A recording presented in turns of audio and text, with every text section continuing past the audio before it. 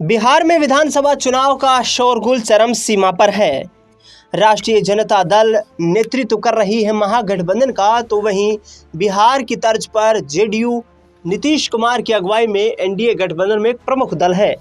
दरअसल बता दें आपको कि 2 चरणों में बिहार में विधानसभा के चुनाव होंगे, लेकिन इस बीच तमाम राजनीतिक दलों ने अपने बड़े सियासी सूरमाओं को चुनावी मैदान में उतार दिया है और इसी कड़ी में नाम शामिल है लालू प्रसाद यादव परिवार की बेटी रोहिणी आचार्य का, जो कि अक्सर सिंगापुर में रहती हैं, लेकिन इस चुनाव प्रचार में अपनी पार्टी राष्ट्रीय जनता दल और अपने छोटे भाई तेजस्वी यादव को मुख्यमंत्री बनाने के लिए जी तोड़ मेहनत कर रही है। राष्ट्रीय जनता दल के सुप्रीमो लालू प्रसाद यादव की बेटी रोहिणी आचार्य एक बार फिर से चर्चा में है, क्योंकि ताबड़तोड़ अंदाज को लेकर जानी जाती रही हैं। लेकिन आप खुलासा करेंगे हम रोहिणी आचार्य की संपत्ति के बारे में कि आखिरकार सारण लोकसभा सीट से चुनाव लड़ चुकी रोहिणी आचार्य के पास कुल कितनी संपत्ति है। दरअसल बता दें आपको कि 2024 के लोकसभा चुनाव के नामांकन के आधार पर हलफनामा देते हुए रोहिणी आचार्य ने उनके पास कुल 15.81 करोड़ रुपए की चल अचल संपत्ति होने का दावा किया है।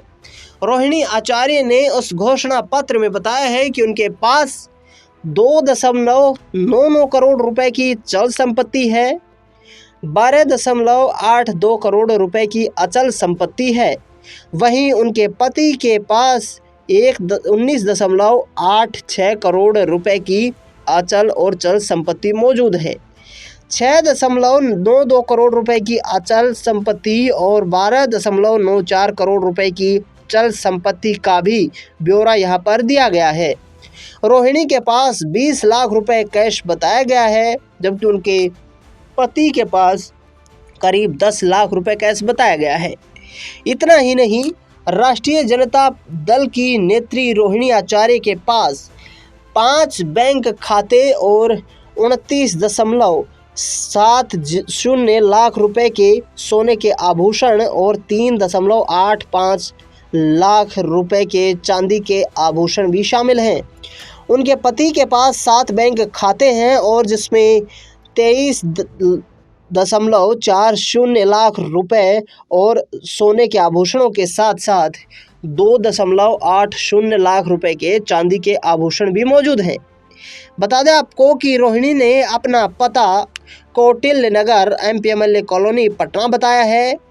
पटना में 68.62 लाख रुपए की व्यावसायिक संपत्ति का भी यहां हलफनामा दिया गया है। सारण से चुनाव लड़ चुकी रोहिणी आचार्य राबड़ी देवी और लालू प्रसाद यादव परिवार की चौथी संतान है। पेशे से डॉक्टर रोहिणी आचार्य अपनी शादी के बाद सिंगापुर शिफ्ट हो गई थी, लेकिन अब फिर से वह चुनावी मैदान में है और जिस तरीके से लगातार राष्ट्रीय जनता दल को चुनावी जीत दिलाने के लिए चुनावी मैदान में उतरी हुई है, ताबड़तोड़ जन प्रचार कर रही है। यहाँ तक कि आपको बता दें कि लालू परिवार में रोहिणी नहीं बल्कि उनकी बड़ी बहन मीसा भारती भी पेशेवर डॉक्टर हैं।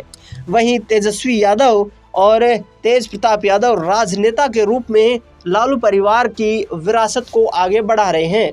दरअसल जिस तरीके से रोहिणी आचार्य सिंगापुर से वापस लौटकर आई, उन्होंने प्रधानमंत्री नरेंद्र मोदी, भारतीय जनता पार्टी के कई बड़े नेताओं समेत जेडीयू के नेता नीतीश कुमार, जो कि बिहार के मुख्यमंत्री के रूप में काम कर रहे हैं, उन पर भी करारा निशाना साधा और रोहिणी आचार्य जीत का दावा करते हुए कह रही है कि ये बिहार के प्लान को रोकने का चुनाव है। देखना दिलचस्प होगा कि उनका तेज तर्रार जन प्रचार आखिरकार क्या तेजस्वी यादव की नैया पार लगा पाएगा। फिलहाल इस खास खबर में इतना ही।